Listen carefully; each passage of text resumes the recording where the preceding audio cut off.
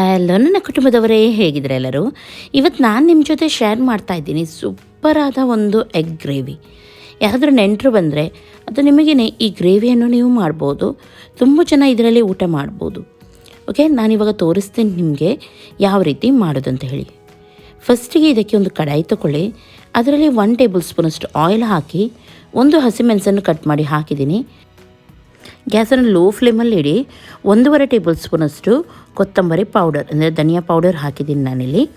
ಆಮೇಲೆ ಇದಕ್ಕೆ 1 ಟೇಬಲ್ ಸ್ಪೂನಷ್ಟು ಚಿಲ್ಲಿ ಪೌಡರನ್ನು ಆ್ಯಡ್ ಮಾಡ್ತಾಯಿದ್ದೀನಿ.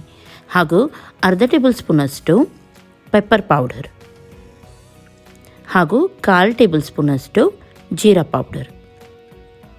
ಇಷ್ಟನ್ನು ನಾನು ಆಯಿಲ್ಗೆ ಹಾಕಿದ್ದೀನಿ. ಗ್ಯಾಸನ್ನು ಮಾತ್ರ ಲೋ ಫ್ಲೇಮಲ್ಲಿ ನೀವು ಇಡಬೇಕು, ಇಲ್ಲದಿದ್ರೆ ನಾವು ಹಾಕಿದ ಮಸಾಲ ಉಂಟು ನೋಡಿ ಕರಂಚುತ್ತೆ.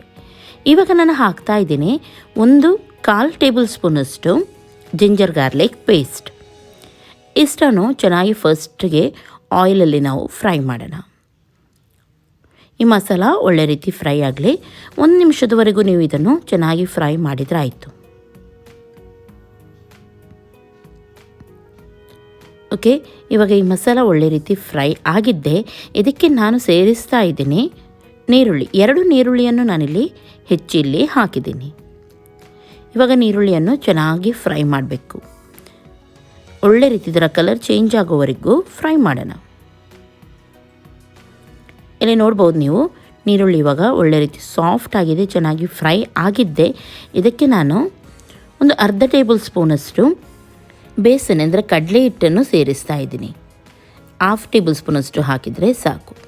ಚೆನ್ನಾಗಿ ಇದನ್ನು ಮಿಕ್ಸ್ ಮಾಡಿ. ಇದರಿಂದ ಏನಾಗುತ್ತೆ, ಗ್ರೇವಿ ಉಂಟು ನೋಡಿ ತೆಕ್ಕಾಗುತ್ತೆ ನಿಮಗೆ.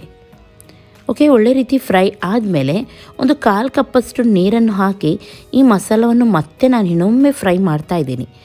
ಒಳ್ಳೆ ರೀತಿ ಫ್ರೈ ಮಾಡಬೇಕು ಮಸಾಲ. ಎಷ್ಟು ಚೆನ್ನಾಗಿ ಫ್ರೈ ಆಗುತ್ತೆ ಅಷ್ಟು ಒಳ್ಳೆ ಟೇಸ್ಟ್ ಬರುತ್ತೆ. ಇವಾಗ ನಾನಿದಕ್ಕೆ ನೀವು 2ರಿಂದ 3 ಟೊಮೆಟೊವನ್ನು ಗ್ರೈಂಡ್ ಮಾಡಿ ಇಲ್ಲಿ ಸೇರಿಸಿದರೆ ಆಯಿತು. ನಾನಿಲ್ಲಿ ಮೀಡಿಯಮ್ ಸೈಜ್ 3 ಟೊಮೆಟೊವನ್ನು ಗ್ರೈಂಡ್ ಮಾಡಿ ಇದಕ್ಕೆ ಸೇರಿಸಿದ್ದೀನಿ. ಹಾಗೂ ಇದರ ಹಸಿವಾಸನೆ ಹೋಗೋವರೆಗೂ ಚೆನ್ನಾಗಿ ಇದನ್ನು ನಾನು ಫ್ರೈ ಮಾಡ್ತಾಯಿದ್ದೀನಿ. ಇವಾಗ ನೋಡ್ಬೋದು, ಚೆನ್ನಾಗಿ ಇದನ್ನು ನಾನು ಫ್ರೈ ಮಾಡ್ತಾಯಿದ್ದೆ. ಸೈಡಲ್ಲಿ ಆಯಿಲ್ ಕೂಡ ಬಿಟ್ಟಿದೆ. ರುಚಿಗೆ ತಕ್ಕಷ್ಟು ಉಪ್ಪನ್ನು ಕೂಡ ಸೇರಿಸಿದ್ದೀನಿ. ಹಾಗೂ ಒಳ್ಳೆ ರೀತಿ ಇದನ್ನು ಫ್ರೈ ಮಾಡಲಿಕ್ಕುಂಟು. ಇಲ್ಲಿ ಸ್ವಲ್ಪ ನಾನು ಗರಂ ಮಸಾಲವನ್ನು ಆ್ಯಡ್ ಮಾಡಿದ್ದೀನಿ. ನೋಡಿ ಗ್ರೇವಿ ಎಷ್ಟು ತೆಕ್ಕಾಗಿ ಬಂದಿದೆ. ಈ ಮಸಾಲವನ್ನು ಚೆನ್ನಾಗಿ ಫ್ರೈ ಮಾಡಿ. ಇವಾಗ ಮಸಾಲ ಒಳ್ಳೆ ರೀತಿಯಲ್ಲಿ ಫ್ರೈ ಆಗಿದೆ. ಸೈಡಲ್ಲಿ ಎಣ್ಣೆ ಬಿಟ್ಟಿದ್ದು ನಮಗೆ ಗೊತ್ತಾಗುತ್ತೆ. ಇವಾಗ ಬೇಯಿಸಿದ ಮೊಟ್ಟೆಯನ್ನು ಇದಕ್ಕೆ ಹಾಕಿ 1 ನಿಮಿಷ ಚೆನ್ನಾಗಿ ಈ ಮೊಟ್ಟೆಯನ್ನು ಇದೇ ಮಸಾಲ ಹಾಗೂ ಎಣ್ಣೆಯಲ್ಲಿ ಫ್ರೈ ಮಾಡ್ತಾ ಇದ್ದೀನಿ.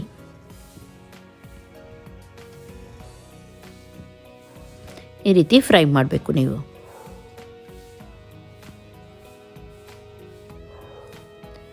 ಓಕೆ, ಇವಾಗ ಇದು ರೆಡಿಯಾಗಿದೆ.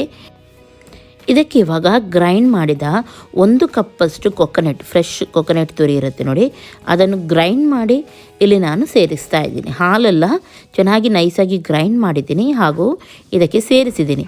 ಬೇಕಿದ್ರೆ ನೀವು 1/4 ಕಪ್ಪಷ್ಟು ಮೊಸರನ್ನು ಕೂಡ 2 ಒಟ್ಟಿಗೆ ಸೇರಿಸಿ ಗ್ರೈಂಡ್ ಮಾಡಿ ಇಲ್ಲಿ ಸೇರಿಸ್ಬೋದು.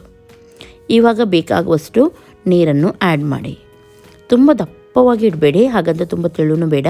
ನಿಮಗೆ ಎಷ್ಟು ಹದವಾಗಿ ಇದಕ್ಕೆ ನೀರನ್ನು ಸೇರಿಸಿ. ಓಕೆ, ಇಲ್ಲಿವಾಗ ಗ್ರೇವಿ ರೆಡಿಯಾಗಿದೆ ನೋಡಿ. ಇಷ್ಟು ನಾನು ತೆಳುವಾಗಿ ಇಟ್ಟಿದ್ದೀನಿ, ಸಾಕು ಇದು. ಇವಾಗ ಇದನ್ನು ಮುಚ್ಚಿಡೋಣ, ಚೆನ್ನಾಗಿ ಕುದಿ ಬರಲಿ.